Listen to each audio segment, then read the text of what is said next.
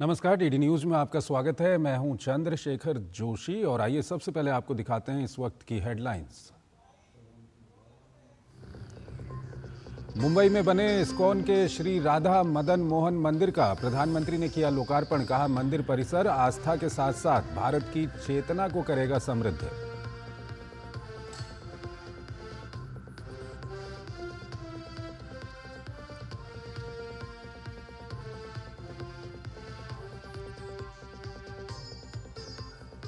प्रधानमंत्री ने स्वदेश निर्मित 3 अग्रणी युद्धपोत आईएनएस सूरत, आईएनएस नीलगिरी और आईएनएस वागशीर राष्ट्र को किए समर्पित। कहा, विस्तारवाद नहीं विकासवाद भारत की नीति। स्वतंत्र और मुक्त हिंद प्रशांत क्षेत्र का किया समर्थन।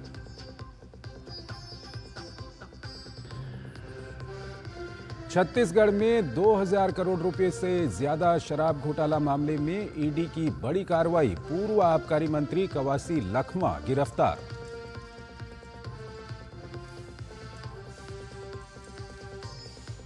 राहुल गांधी का फिर विवादित बयान। भाजपा आरएसएस ही नहीं, इंडियन स्टेट से भी हमारी लड़ाई।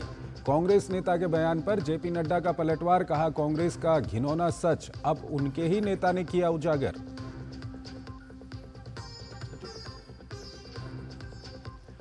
और दिल्ली विधानसभा चुनाव, कैलाश गहलोत, परवेश वर्मा, सतीश उपाध्याय, रमेश बिधूड़ी और अरविंद केजरीवाल ने भरा पर्चा। भाजपा प्रवक्ता गौरव भाटिया ने केजरीवाल पर भारत विरोधी गतिविधियों में शामिल होने का लगाया आरोप।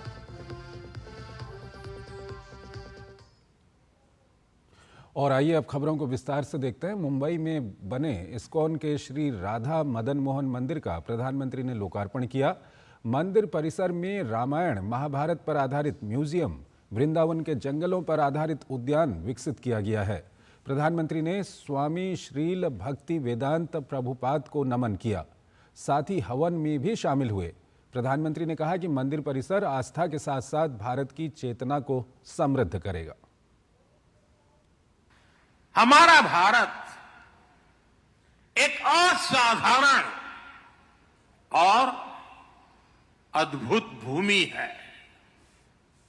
भारत केवल भौगोलिक सीमाओं में बंधा भूमि का एक टुकड़ा मात्र नहीं है। भारत एक जीवंत धरती है, एक जीवंत संस्कृति है, जीवंत परंपरा है और इस संस्कृति की चेतना है यहां का अध्यात्म। इसलिए यदि भारत को समझना है तो हमें पहले आध्यात्म को आत्मसात करना होता है।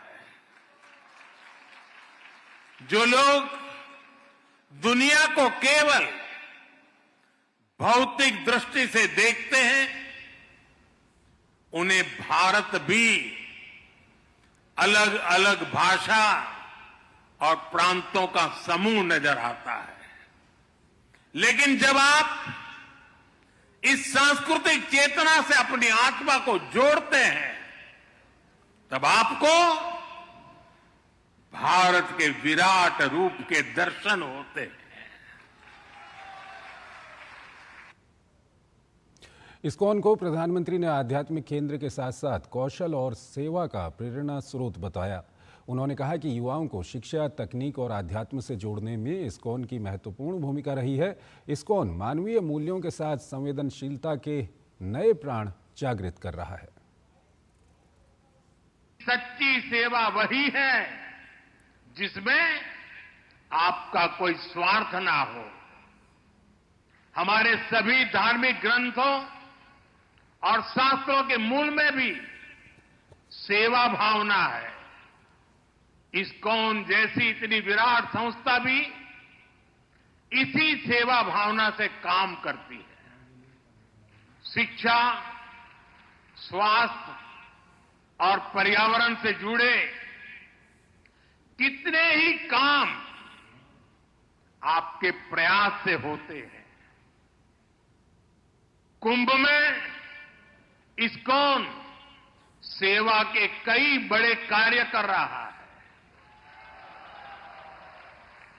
साथियों, मुझे संतोष है कि हमारी सरकार भी इसी सेवा भावना के साथ पूरे समर्पण से लगातार देशवासियों के हित में काम कर रही है।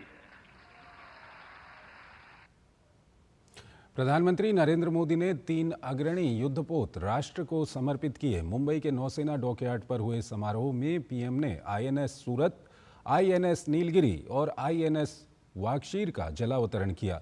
रक्षा आत्मनिर्भरता के क्षेत्र में इसे बड़ा कदम माना जा रहा है।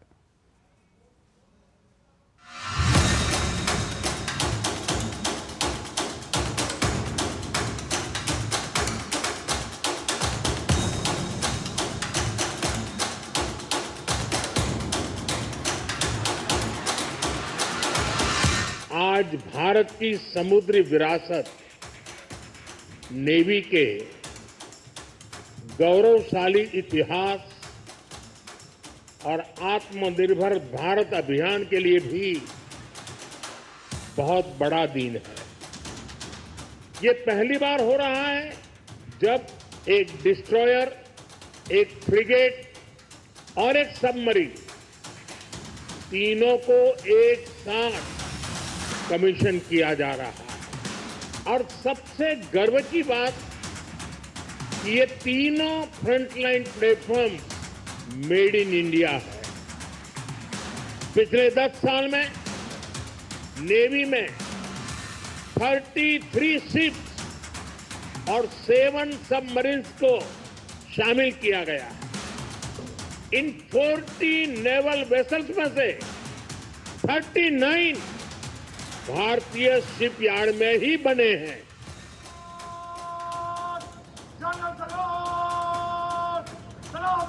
भारतीय नौसेना के क्षमता विस्तार और रक्षा क्षेत्र में आत्मनिर्भरता की दिशा में देश ने बड़ा कदम बढ़ा दिया है।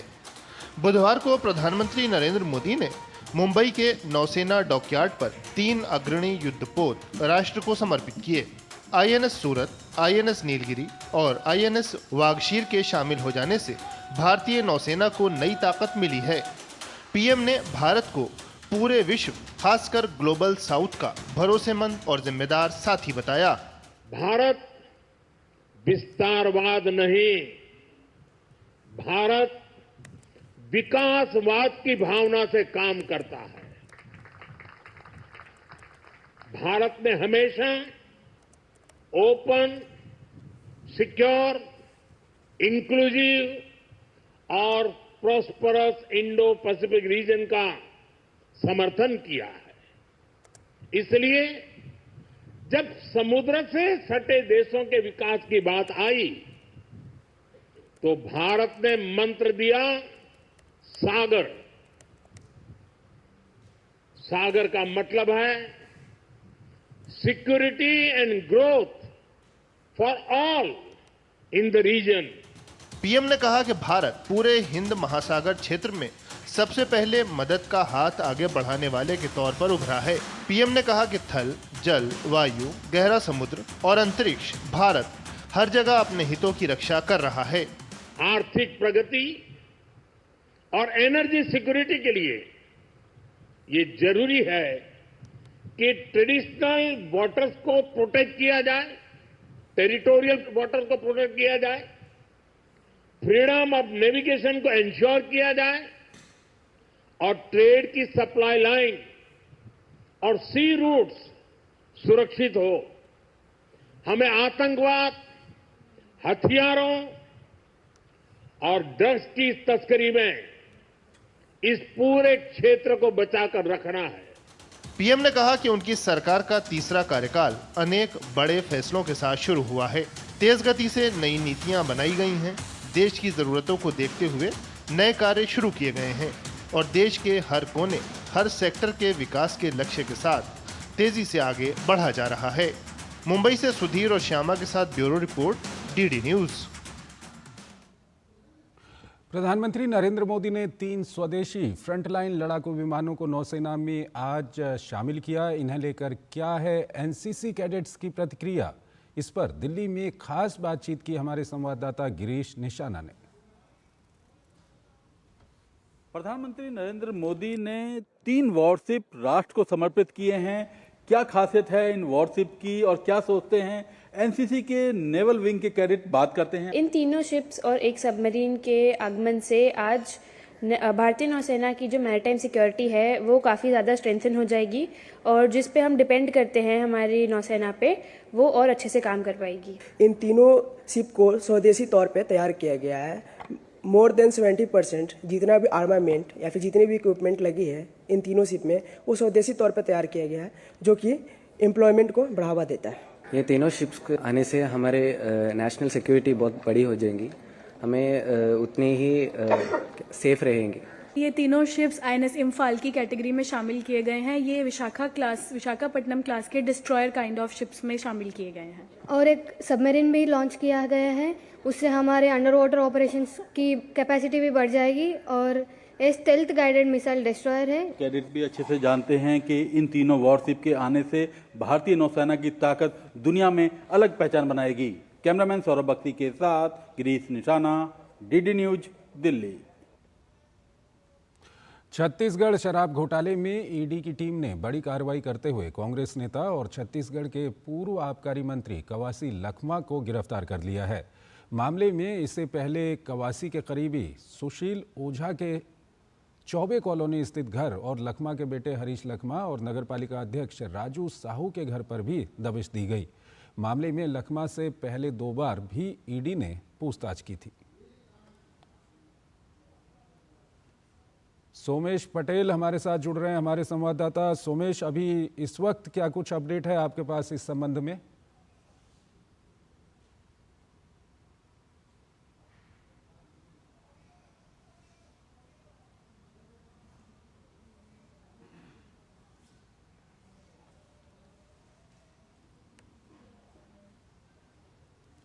तो शराब घोटाले के मामले में पूर्व आबकारी मंत्री कवासी लखमा गिरफ्तार हो चुके हैं छत्तीसगढ़ में। इस वक्त की ये बड़ी खबर है। कवासी लखमा जो आबकारी घोटाले में आरोपी थे, जिनके बारे में बार बार ये खबरें आ रही थी कि उनको गिरफ्तार किया जा सकता है और साथ ही साथ ईडी ने भी उनसे पूछताछ की थी, तो कवासी लखमा को गिरफ्तार कर लिया गया है। पूर्व आबकारी मंत्री हैं छत्तीसगढ़ सरकार के, उनको गिरफ्तार कर लिया गया है। कवासी लखमा को गिरफ्तार किया गया है और ये गिरफ्तारी शराब घोटाले के मामले में ये गिरफ्तारी हुई है। उनसे जुड़े हुए कुछ और लोगों के घरों पर भी दबिश दी गई, लेकिन इस वक्त जो जानकारी है उसके अनुसार कवासी लखमा जो पूर्व आबकारी मंत्री हैं छत्तीसगढ़ के, उनको गिरफ्तार किया जा चुका है।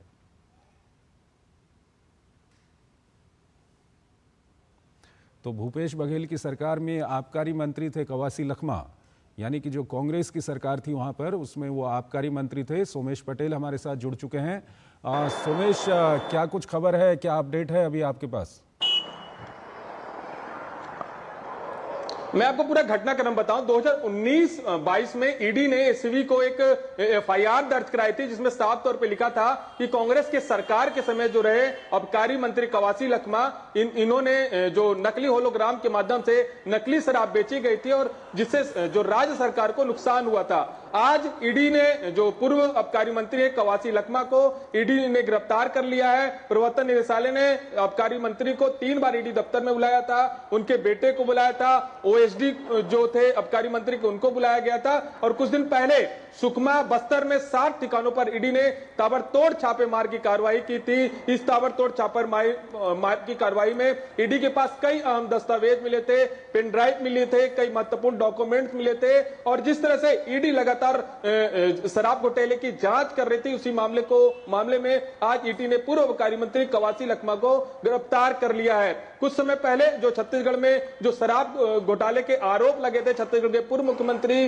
भूपेश बघेल, अनवर ढेवर, आईएएस अधिकारी अनिल टुटेजा, इनके ऊपर भी शराब घोटाले के आरोप लगे हैं और ईडी इस मामले पे लगातार कार्रवाई कर रही है। 2019 में जो नकली होलोग्राम के माध्यम से जो शासन को नुकसान पहुंचाया गया था, उसी मामले में ईडी की टीम लगातार इस मामले की जांच कर रही है और जो बताया जा रहा है 2000 से अधिक करोड़ का शराब घोटाला हुआ था, इस मामले की ईडी जांच कर रही है। जी सोमेश, ये बताइए कि कुछ और लोगों की भी क्या गिरफ्तारी हो सकती है इस मामले में अभी?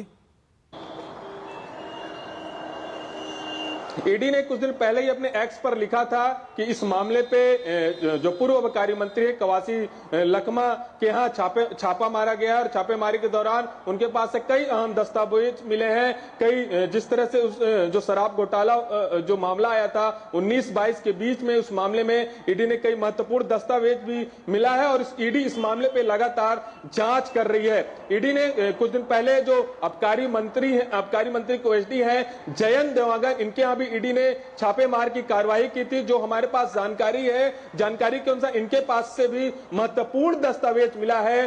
जो आबकारी मंत्री के बेटे हैं, आबकारी मंत्री के बेटे, इनके पास भी दस्तावेज मिला है और ईडी इस मामले पे लगातार जांच कर रही है और कुछ आने वाले दिनों में ईडी कई इस मामले में बड़ा खुलासा कर सकती है। लगातार जिस तरह से छत्तीसगढ़ में शराब घोटाला हुआ था कांग्रेस के शासनकाल में, इस घोटाले में कहीं ना कहीं कई जो अधिकारी हैं, नेता हैं, इनके भी नाम शामिल थे इस घोटाले में।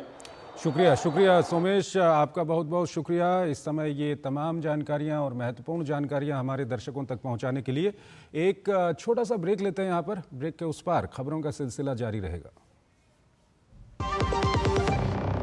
जब धरती चीर कर निकलता है लोहे का पत्थर और मिलता है मोंगिया के जोश से, फिर तपता है, पिघलता है और बनता है फौलाद। अब होता है सरिया सारी खूबियों के साथ। मोंगिया स्टील, मजबूत देश का मजबूत सरिया। स्वागत है आपका ब्रेक के बाद। बहुजन समाज पार्टी सुप्रीमो मायावती को आज उनके जन्मदिन पर बड़ी राहत मिली है। सर्वोच्च न्यायालय ने मायावती के खिलाफ करीब 15 साल पुरानी याचिका का निपटारा करते हुए उसे पुराना मामला मानते हुए सुनवाई बंद कर दी है। दरअसल रविकांत नाम के वकील ने 2009 में याचिका दायर कर मायावती पर मुख्यमंत्री रहने के दौरान सरकारी खजाने से करोड़ों रुपए खर्च कर अपनी और अपनी पार्टी के चुनाव चिन्ह हाथी की मूर्तियां बनाने का आरोप लगाया था। याचिका में ये पैसे मायावती और बहुजन समाज पार्टी से वसूले जाने की मांग की गई थी। लोकसभा में विपक्ष के नेता और कांग्रेस सांसद राहुल गांधी का एक और विवादित बयान सामने आया है। इस बार राहुल गांधी ने न केवल भाजपा पर निशाना साधा बल्कि ये भी कह दिया कि कांग्रेस और अन्य विपक्षी दलों की लड़ाई सिर्फ किसी राजनीतिक संगठन भाजपा या आरएसएस से न होकर इंडियन स्टेट से भी है। इस दौरान कांग्रेस नेता भाजपा पर देश की हर संस्था पर कब्जा करने का आरोप लगाने से भी बाज नहीं आए। Do not think that we are fighting a fair fight. There is no fairness in this. If you believe that we are fighting a political organization called the BJP, that we are fighting a political organization called the RSS, you have not understood what is going on. The BJP and the RSS have captured every single institution of our country. We are now fighting the BJP, the RSS, and the Indian state itself. और आइए आपको सीधे पुणे लिए चलते हैं, जहां पर रक्षा मंत्री राजनाथ सिंह इस वक्त वहां पर संबोधित कर रहे हैं। बीते 8 दशकों से हमारी थल सेना लगातार भारत की सीमाओं की सुरक्षा कर रही है। इतने बड़े योगदान और व्यापक इतिहास को देखते हुए थल सेना दिवस तो निश्चित रूप से ही हम सबके लिए एक गौरवमयी दिन होता है। कई बार मुझे ऐसा लगता है कि थल सेना दिवस सिर्फ एक ही दिन क्यों मनाया जाता है। मैं तो मानता हूं कि हर दिन आपका है, साल के 365 दिन आपके हैं। ऐसा कोई दिन नहीं है जिस दिन हम भारतीयों के मन में आपके प्रति कृतज्ञता का भाव नहीं उत्पन्न होता है। ऐसा कोई दिन नहीं है जिस दिन हमारे मन में आपके प्रति सम्मान नहीं उमड़ता है। हाँ, यह बात सही है कि हम थल सेना दिवस तो एक ही दिन मना सकते हैं, लेकिन यह बात भी उतनी ही सही है कि मेरे साथ साथ हर भारतवासी अपने जवानों के प्रति अपनी कृतज्ञता व्यक्त करने के लिए किसी एक स्पेसिफिक डे का मोहताज नहीं है। साथियों, आमतौर पर जब भी भारतीय सेना का जिक्र आता है तो लोग यही समझते हैं कि सेना हमें देश की सीमाओं पर होने वाली बाहरी आक्रमण से बचाती है। यह बात हालांकि पूरी तरह से सही है। हमारी सीमाएं आपके मजबूत हाथों में ही सुरक्षित हैं, लेकिन हमारी सेनाओं का रोल सिर्फ सीमाओं तक ही सीमित नहीं रह जाता। बाहरी चुनौतियों से तो सेना हमें बचाती ही है, साथ ही साथ आंतरिक चुनौतियों और प्राकृतिक आपदाओं में भी सेना की बहुत ही महत्वपूर्ण भूमिका आप सबको देखने को मिलती ही होगी। हमारी सेनाओं का प्रताप ऐसा है कि दुश्मन हमसे युद्ध करने के पहले कई बार सोचता है, लेकिन जो प्राकृतिक आपदाएं हैं वह तो हमारे बस में नहीं है। जब भी आपदाएं आती हैं तब हमारी सेना उनसे निपटने में बढ़ चढ़कर अपनी भूमिका का निर्वाह करती है।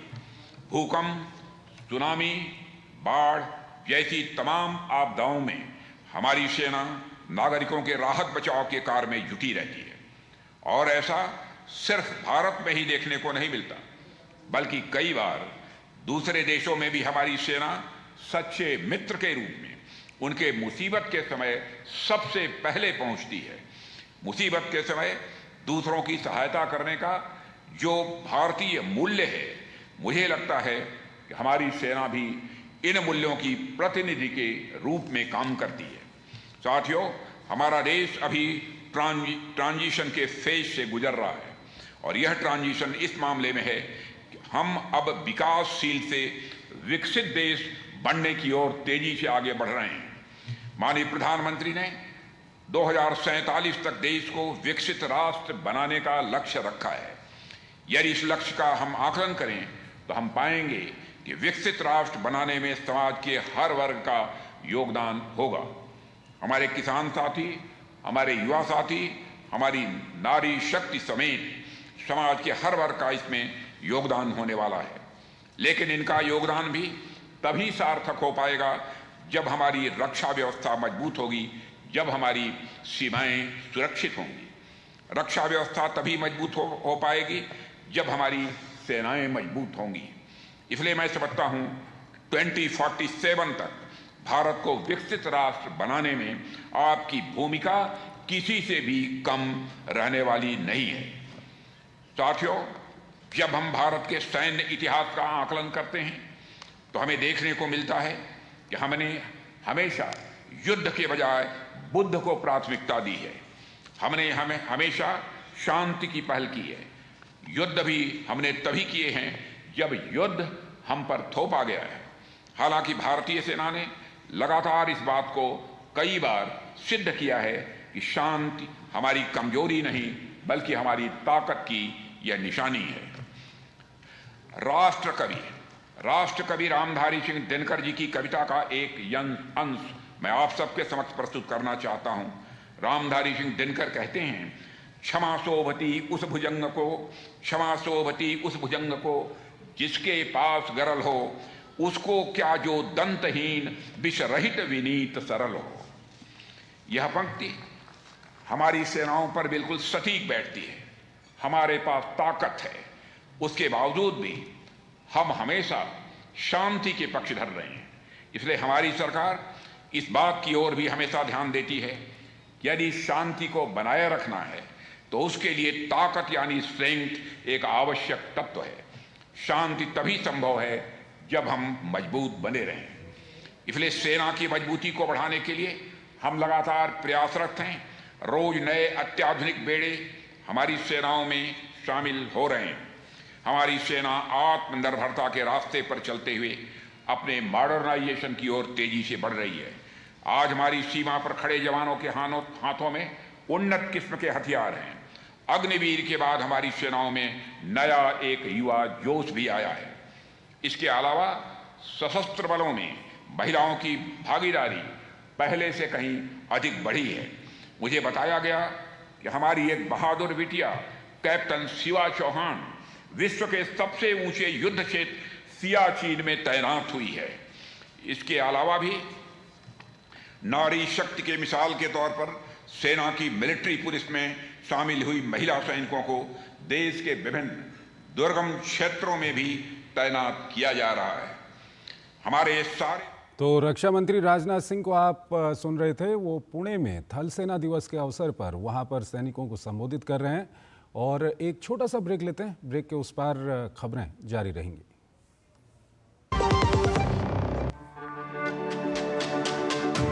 मेरी पसंद, मेरी पसंद, मेरी पसंद, मेरी पसंद, हमारी पसंद, हम सबकी पसंद। मजबूत देश का मजबूत सरिया होंगे स्टील। स्वागत है आपका। ब्रेक के बाद भाजपा नेता जेपी नड्डा ने कांग्रेस नेता राहुल गांधी पर गलत बयानबाजी का आरोप लगाते हुए अपने सोशल मीडिया साइट एक्स पर पोस्ट में लिखा कि अब और छिपाया नहीं जा रहा, कांग्रेस का घिनौना सच अब उनके ही नेता ने उजागर कर दिया है। मैं राहुल गांधी को ये स्पष्ट रूप से कहने के लिए प्रशंसा करता हूं कि देश क्या जानता है, वो भारतीय राज्यों के खिलाफ लड़ रहे हैं। अब ये किसी से छिपा नहीं है कि राहुल गांधी और उनके संगठन का नक्सलियों और डीप स्टेट के साथ घनिष्ठ संबंध है, जो भारत को बदनाम करना, नीचा दिखाना और बदनाम करना चाहते हैं। उनकी बार बार की हरकतों ने भी इस विश्वास को मजबूत किया है। उन्होंने जो कुछ भी किया या कहा है वो भारत को तोड़ने और हमारे समाज को विभाजित करने की दिशा में है।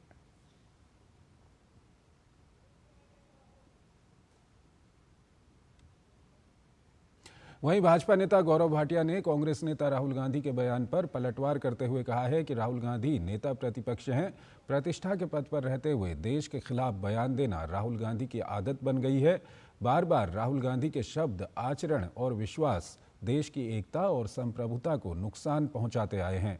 ये पहली बार नहीं है कि राहुल गांधी ने इस प्रकार का बयान दिया है। राहुल गांधी जी नेता प्रतिपक्ष भारत के हैं। संविधान जिसकी शपथ ली है वो भारत का है और नेता प्रतिपक्ष भारत का कहता है कि हम भारत स्टेट से लड़ रहे हैं। बल्कि राहुल गांधी जो देश विरोधी शक्तियां हैं उनके साथ मंच साझा करते हैं, उनके साथ गुप्त भेंट करते हैं, उनसे फंडिंग लेते हैं और उसके बाद ऐसे बयान देते हैं जो मेटा ने आखिरकार भारत को लेकर की गई मार्क जकरबर्ग की टिप्पणी के लिए माफी मांग ली है। इसकी जानकारी आईटी और कम्युनिकेशन मामलों के संसदीय समिति के अध्यक्ष निशिकांत दुबे ने सोशल मीडिया प्लेटफॉर्म एक्स पर दी है। उन्होंने मंगलवार को कहा था कि मार्क जकरबर्ग की टिप्पणी के लिए संसदीय समिति मेटा को सम्मन करेगी। मामले पर मेटा इंडिया के उपाध्यक्ष शिवनाथ ठुकराल ने मार्क जकरबर्ग की तरफ से दिए गए बयान पर माफी मांगी है। उन्होंने ट्वीट कर लिखा कि भारत मेटा के लिए एक अविश्वसनीय रूप से महत्वपूर्ण देश है। हम इस अनजाने में हुई गलती के लिए माफी मांगना चाहते हैं। निशिकांत दुबे ने एक्स पर पोस्ट करते हुए लिखा, भारतीय संसद व सरकार को 140 करोड़ लोगों का आशीर्वाद व जन विश्वास प्राप्त है। मेटा भारत के अधिकारी ने आखिर अपनी गलतियों के लिए क्षमा मांगी है। ये जीत भारत के आम नागरिकों की है। प्रधानमंत्री मोदी को जनता ने तीसरी बार प्रधानमंत्री बनाकर दुनिया का देश के सबसे मजबूत नेतृत्व से परिचय करवाया है। अब इस मुद्दे पर हमारी कमेटी का दायित्व खत्म होता है। अन्य विषयों पर हम इन सोशल प्लेटफॉर्म्स को भविष्य में बुलाएंगे। क्षमा शोभती उस भुजंग को जिसके पास गरल हो। दरअसल फेसबुक फाउंडर और मेटा के सीईओ मार्क जकरबर्ग ने जो रोगन के पॉडकास्ट में भारत को लेकर गलत जानकारी दी थी। उन्होंने कहा था कि कोविड-19 के बाद हुए चुनाव में दुनिया भर की कई सरकारें हारी हैं, जिसमें भारत भी शामिल है। मार्क ने कहा था कि सरकारों की हार दिखाती है कि कोविड महामारी के बाद लोगों का भरोसा कम हुआ है। इसके बाद अश्विनी वैष्णव सहित कई केंद्रीय मंत्रियों ने जुकरबर्ग के इस बयान की आलोचना की थी। इंफॉर्मेशन टेक्नोलॉजी से जुड़ी संसदीय समिति ने भी जुकरबर्ग के इस बयान का संज्ञान लेकर पिछले दिनों फेसबुक की पेरेंट कंपनी मेटा के अधिकारियों को तलब किया था। भाजपा सांसद निशिकांत दुबे इस संसदीय समिति के अध्यक्ष हैं। तो इस बुलेटिन में फिलहाल इतना ही। आप बने रहिए डीडी न्यूज के साथ। नमस्कार।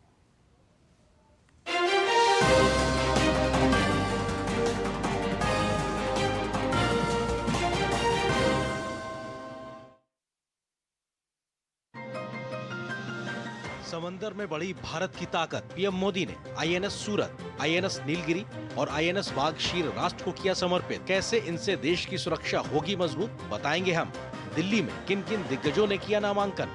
केजरीवाल के खिलाफ